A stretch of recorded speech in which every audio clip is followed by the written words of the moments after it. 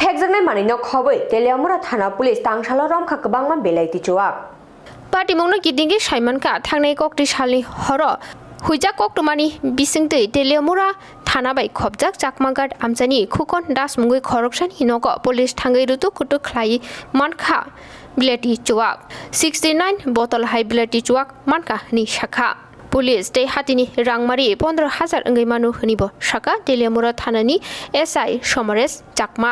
फिया बानिया ख्लायनायनो रमै नारगै मानदि हानिबो शाखा कक्टमा थुमनाय रकनि बसकांग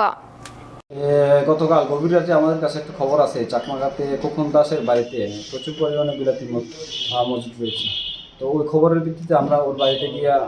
চার্জ করি। চার্জ করার পর ওনার বাড়ি থেকে মোট